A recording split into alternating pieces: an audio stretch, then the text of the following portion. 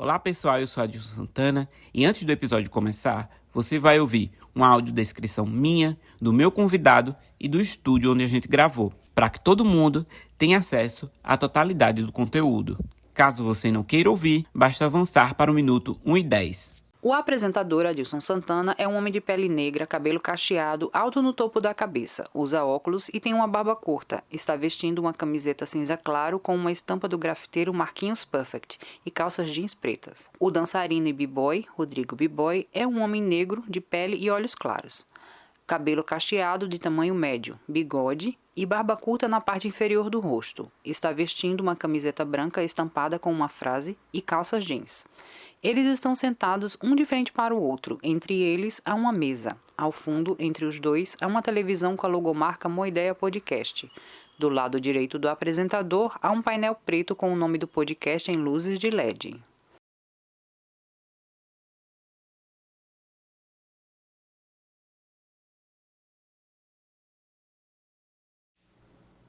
E aí, pessoal, sejam bem-vindos à metade da temporada do Mó Ideia desse ano.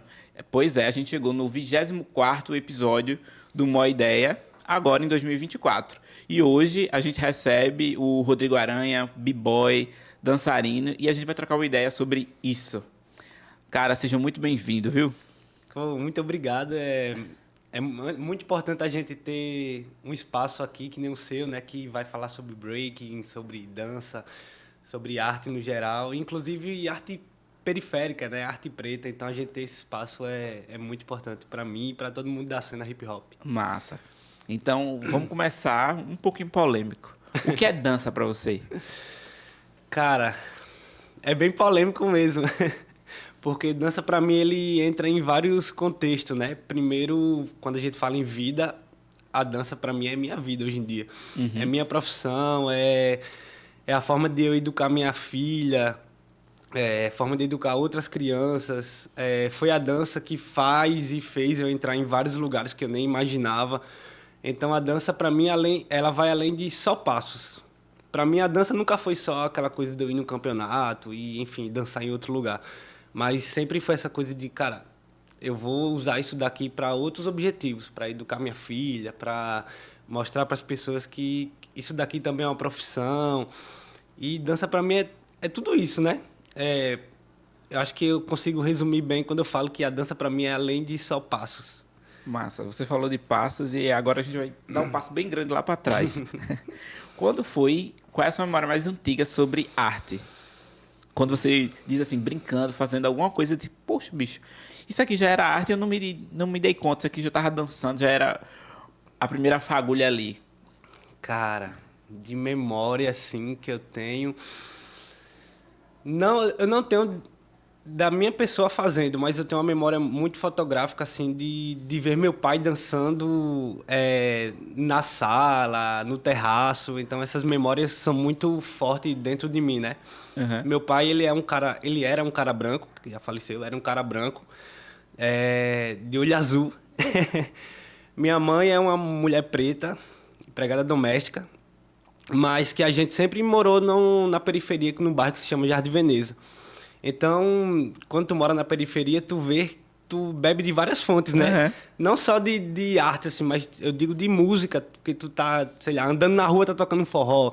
Tu tá... Dentro de casa, escutando a música que o vizinho tá... com certeza. Tu tá na casa do teu amigo, tu tá escutando, sei lá, um funk, por exemplo.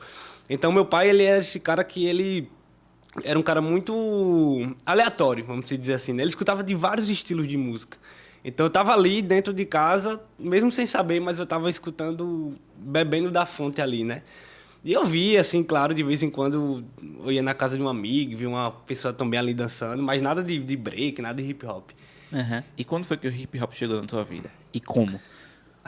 Então, essa coisa de ter meu pai dentro de casa fazendo uns passinhos ali e tal, bem do jeito dele, que meu pai dizia que eu dançava lambada, tinha umas coisas de lambada, né? No tempo dele, e aí ele sempre dizia, Rodrigo, quando eu era mais novo, eu participava de concursos de lambada e tal, e etc. E ele sempre gostava de escutar muito a música de lambada e dançar assim no terraço. Até que um certo dia, teve um cara muito genial que pegou um DVD que é um campeonato mundial do Red Bull BC One 2005. Muitos b-boys e b-girls começaram através desse DVD. Esse cara foi genial, porque ele pegou esse DVD dos caras dançando break no campeonato e colocou uma música de funk 2000, aqueles funk Miami. Uhum. E foi através dessa música que a gente conheceu esse DVD, porque esse DVD começou a ser comercializado na feira de Oitizeiro e tal. Então, certo dia meu pai foi lá e comprou esse DVD. Colocou, não pela dança, mas colocou para escutar as músicas, né? Uhum. Quando colocou, que eu vi aquela dança na TV, eu... Uou, caramba, isso não... Cara, é isso aí que eu quero fazer. Na verdade, eu pensei de primeira assim, cara, isso nem existe, eu acho. Deve ser algo que os caras pegaram e colocaram em DVD como, sei lá, um efeito especial. Aquela coisa dos caras girando de cabeça e tal, os caras fazendo muito passos dentro da música e tal. Eu, poxa, caramba, que louco. Mas de tanto assistir, ver meu pai ali colocando aquelas músicas, eu comecei a pensar, pô, vou começar a tentar fazer, velho. E foi rolando. E essa coisa de comercializar foi começando a aparecer na casa de um amigo, na casa do outro, mesmo DVD. E aí até que quando eu olhei, a gente já estava se juntando para fazer aqueles passos na calçada de casa, na sala de casa. E a gente tem várias histórias muito engraçadas, né? Porque tem... A gente esperava, sei lá, 7 horas da manhã, a mãe de um amigo sair para poder ir para a casa dele e dançar no tapete da sala. E aí era isso, era sempre... Foi através disso daí que eu comecei a iniciar mesmo, né? Assim, né? Uhum. Fazer os primeiros passos de forma bem aleatória e tentando mesmo, sozinho, sem ter nenhuma experiência, através desse DVD. Até que a gente descobriu que próximo da residência da gente tinha uma associação. E nessa associação já tinha um cara que ele já sabia o que era breaking. Até em nomenclatura e tal. E aí ele começou a chamar a gente. Cara, vem ver o que é e tal, sei o quê. E a gente chegava, cara, que louco, existe mesmo, velho, bem pertinho da gente. Que massa, existe mesmo, cara. Aquele que tem DVD existe aqui. Até que esse cara, ele começou a dar aula pra gente mesmo, assim, gratuitamente. E aí a gente não perdia uma aula desse cara, velho. Não perdia mesmo. Até aí foi isso. E depois a gente mudou de espaço para um centro de referência. E aí foi nesse centro de referência que eu acho que foi o boom para mim começar a ter essa visão de dar aula de break, né? Porque o cara chegava, Rodrigo, cara, velho, eu não quero mais dançar break, eu não tenho mais essa instiga de dançar e tal. Fica aí na frente da galera. E aí eu comecei nisso, de ficar na frente, de começar a organizar a apresentação e tal. Mas o meu início, assim mesmo, de conhecer, eu acho que foi... Eu confirmo sempre que foi dentro de casa, né? Uhum. Através do meu pai, assim. Teve uma entrevistada aqui, a Alana, ela é rap, ela disse assim, o rap sempre vai salvar alguém de alguma coisa. Uhum. O que é que você acha sobre a dança e mais exatamente assim o breaking? Tu acha que ele também serve como uma válvula de escape para destinos não tão legais que a gente vê na periferia? Claro, com certeza, velho. Com certeza. Bom, o break ele já nasce nesse contexto, no meio ali, quando a gente fala do início do break no Bronx, em 1970, ele já nasce nesse contexto de violência, né? Uhum. Aquela coisa de guerra, toda destruição, aquela coisa da política tomando a casa do pessoal. Especulação imobiliária. Sim, tudo isso, né? E aí os caras encontram um meio de sair daquele contexto através da dança, né? Do break, né? Então, aí já o início já diz tudo, né? Quando vem pro Brasil, mesma coisa. Todo mundo sempre fala que a mesma história que aconteceu no Bronx praticamente aconteceu no Brasil, né? A mesma resistência e tal também. E muito dessa galera, com certeza, teve outros contextos de vida através por conta do break, né? Na verdade, eu tive uma educação muito boa dos meus pais, mas que a rua também me apresentou outras coisas, mas que, com certeza, se não fosse o breaking, eu não sei se eu estaria falando aqui com você ou, sei lá, fazendo qualquer outra coisa. Mas, através de mim, eu salvei várias pessoas. No contexto de ir dar aula de break, sei lá, no presídio, por exemplo. Tá entendendo? De dar aula de break numa escola que era totalmente... Não tinha nada pra galera fazer. Horrível a escola, mas que eles adoravam dançar break. Aham. E que era através de mim que eu conseguia entrar na casa deles, conversar com a família deles. Então, com certeza tem esse contexto. Você deu 2 cenários, assim, um pouco diferentes, né? Uhum, Um antes de acontecer alguma coisa e um pós. sim. Como é pra você ter entrado nesses 2 ambientes e ter apresentado o break pra galera? Qual era a recepção dos dois? Você consegue passar pra gente um pouquinho de como é que foi isso? Então, quando eu comecei a dar aula de break, meu objetivo era começar onde eu comecei a dançar mesmo, né? No meu bairro, que eu sempre tinha essa ideia. Cara, quando eu começar a dar aula de break, eu vou querer fazer primeiro a minha cena aqui onde eu moro, para que as pessoas conheçam e tal. Que eu ainda vivia aquela coisa de uma geração onde as pessoas veem, foi essa cara, coisa de louco e tal, coisa de cara que não tem o que fazer da vida. Então, quando eu comecei a dar aula de break, eu comecei a dar aula numa escola municipal, que se chama Paulo Freire, lá no Jardim Veneza mesmo. E aí era um contexto muito louco, né? Porque eram crianças que tinham pais que estavam presos, mães que sofriam violência. Então, eu ficava muito... Por isso que eu falei do início que era muito além só de passos, né? Porque, às vezes, eu ia dar aula de break, eles nem queriam fazer break, eles queriam só trocar uma ideia comigo. Então, esse contexto para mim foi assim, de salvar realmente vidas, sabe? Até hoje eu tenho alunos que me viram lá do início e, pô, o teu Rodrigo e tal, sei o quê. Eu dancei break com você, naquele tempo você fez isso pela gente e tal, sei o quê.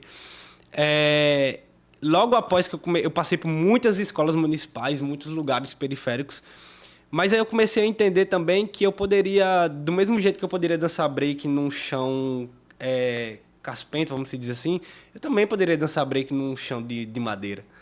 E aí foi quando eu comecei a entrar num contexto de dar aula em estúdios de dança, que já é outro lado, né? São crianças brancas, com pais financeiramente que vivem muito bem. Então era outro contexto. Eu ficava pensando nisso, pô, sou um professor preto, velho, num estúdio de dança onde só tem balé, será que vai rolar de dar aula de break e tal? Mas é isso, como eu tinha esse contexto de viver mesmo, de levar o break de forma profissional, a forma de se comportar profissionalmente fez com que eu conseguisse entrar nesse outro contexto, né? De estar num estúdio de balé, de estar sei lá, criando coreografias com meninas do jazz e tal. Mesmo sendo pessoas brancas, crianças brancas e tal, enfim, jovens, mas através de sempre querer levar de forma profissional, eu consegui entrar nisso. E aí é muito louco, né? Porque no break tinha essa coisa de se bater, né? Porque, você dança break, você é da rua, você não pode dar aula no Tem um paradoxo aí. você não pode dar aula no estúdio de dança, você não pode dançar no chão que tem madeira, tem que estar dançando na rua e tal, sei o quê. E aí a gente entrou nisso para quebrar meio que essa barreira, né? Tu pode, claro, tu sempre quer dançar no chão de madeira. Tu não quer só ficar dançando na rua. É muito legal, tu tá mostrando e tal também, mas vamos ver outras formas de mostrar também. E isso está acontecendo com o break nas Olimpíadas agora. E fora isso, também tem aquela questão de que, tipo, o que é de periférico nunca tem vamos dizer assim, um lugar excepcional muito grande, vamos dizer assim, grandes palcos para se apresentar. E a gente tava falando aqui, antes de começar, que tu fez assim, onde foi que tu me conheceu? Eu falei, bicho, eu te sigo faz tempo, eu vejo teus rolês no Instagram, aonde tu vai se apresentar. E uma dessas apresentações foi em Campina, num teatro lá. Eu não me recordo exatamente qual, mas eu sei que foi num teatro. E é muito isso do que você tava falando, tipo, o chãozinho de madeira, a galera sentadinha. Sim. Como é, tipo assim, a questão da interação com o público? Porque a gente sabe que no break tem a galera na rua, tipo, a galera chega em cima, tipo, pô, caramba, não sei o que, tal. Como é também lidar com essa diferença de receptividade, né? Sim, esse campeonato que tu tá falando foi um campeonato que teve em Campina Grande. Enfim, quando fecha no lugar, assim, realmente no teatro, a gente sofre muito com questão de público, né? Porque acaba que o público só fica aquele público reservado ali da dança, salvar o pessoal da dança. Óbvio que o pessoal leva um familiar, uma mãe, um pai e tal, enfim, um filho. Mas quando entra no teatro, realmente fica um lugar, aqui pelo menos, onde a gente tá, fica aquela coisa de, só vai a galera que tá dançando ali. Muita gente ainda... Eu não sei se é por forma de divulgação e tal, não sei, enfim. Mas quando vai pra rua, realmente, a gente vê que as pessoas ficam, uau, cara.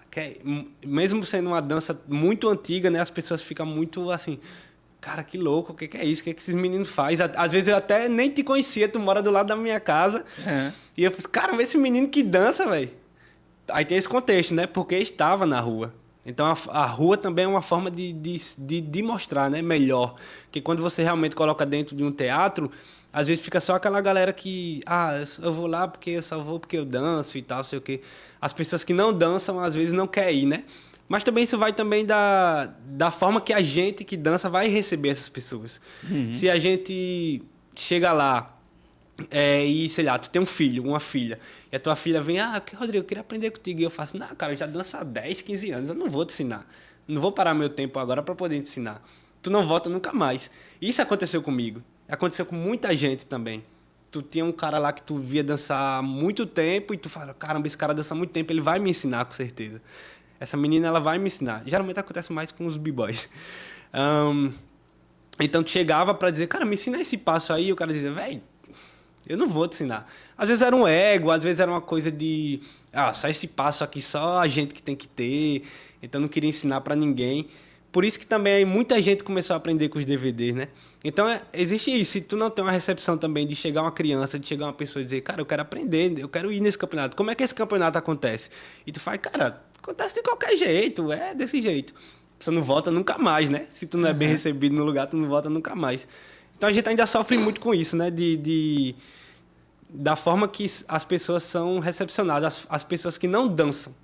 Que as que dançam são recepcionadas de uma bela forma. Eu acho massa isso aí que tu falou, que, tipo, às vezes a galera... O bicho dança break aqui, mora do meu lado e eu não sabia. Sim. E o Moideia tá aqui pra isso, tá ligado? Tipo, pra falar dos artistas, da galera que faz arte, da mais variadas formas que existem e que a galera não conhece. Tipo, o artista que ela pode dizer, tipo, caramba, esse cara aqui é um artista top, foda pra mim. O bicho mora do meu lado e eu não sei. Sim. E uma ideia tá aqui pra isso, tá ligado? Eu acho muito massa você ter comentado isso. E eu queria saber também, quando você olha assim pra galera, que olha assim, meio que fazendo uma comparação, pô, isso aqui é que nem eu, isso aqui é um Rodrigo, só que ainda ele não sabe que é um Rodrigo. Como é que você olha assim pra essa galera que tá chegando no breaking e qual é a perspectiva que você tem pra elas quando olha assim, pô, eu era assim e hoje eu tô nesse nível aqui, eu tô aqui. Como é que você compara isso? Cara, hoje o break, ele vem de uma forma muito avançada, né? Quando tu vai, sei lá, no YouTube, por exemplo, tu já vê as crianças... Quando a gente fala em passos, a gente vê as crianças de, sei lá, 4 anos de idade já, cara, praticamente girando de um dedo já. Principalmente quando a gente fala em China, Coreia, a galera avançadíssima, né? Rússia e tal. Mas uma coisa que existia muito no meu tempo, há, sei lá, 15 anos atrás, 16 anos atrás, é aquela coisa de tu realmente estudar o que é a dança e tu valorizar quem veio antes. Hoje tem uma coisa das crianças, enfim, que a nova geração está chegando muito boa nos passos, mas falta entender o que é o break. Entender aquelas pessoas que vieram antes. Entender que quem começou lá em São Paulo, na São Bento, se aquele cara começou lá, o cara foi muito resistência para a gente estar dançando hoje aqui. Senão a gente nem sabia o que era break.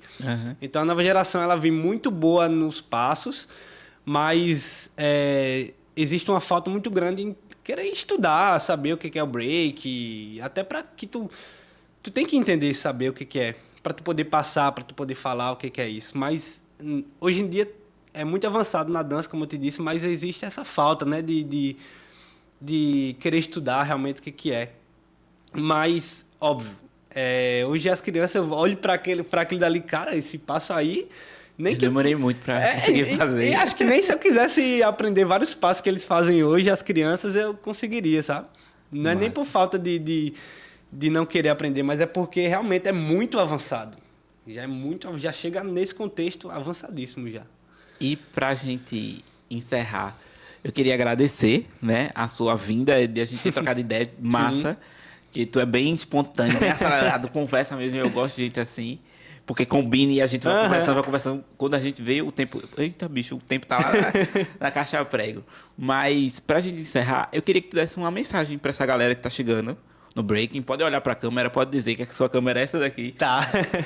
E pode me mandar uma mensagem e eu agradeço a sua vinda aqui e a gente ter trocado essa ideia, vice. Da hora. Mais uma vez agradecer, é muito importante a gente estar aqui. Estou muito feliz que você já conhece o meu trabalho, já acompanha. Cara, a mensagem que eu quero dizer para a nova geração, acho que é o que eu disse agora, velho. Estuda o que tu tá fazendo. Se tu não sabe o que tu faz, não tem como tu fazer aquilo dali.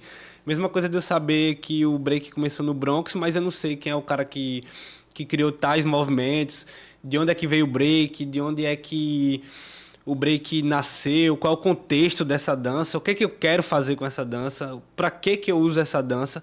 Porque senão, sei lá, tu tá só ali fazendo passos e uma hora teu corpo não vai aguentar mais e tu não vai conseguir mais fazer aquele mesmo passo que tu fazia, sei lá, 20 anos atrás, 10 anos atrás. Mas se tu tem o conhecimento, se tu sabe o que é isso que tu faz, tu vai longe, cara. Tu vai chegar a 50, 60 anos dando aula de break. Porque Nossa. tu sabe explicar aquilo, tu sabe falar sobre aquilo. Então é isso. Sempre estuda o que tu faz. Pesquisa muito, enfim, escuta as pessoas que vieram antes, porque isso daí com certeza vai influenciar muito na sua carreira como b-boy e como big girl. Complementando o que ele estava falando, eu lembrei agora que na Netflix tem, não sei se está disponível ainda, mas tinha o The Get Down Brothers, que eu amava, bicho. Sim. Que é justamente esse período aí que a gente estava falando. E caso você queira conferir, é só acessar a Netflix e procurar lá, The Get Down Brothers.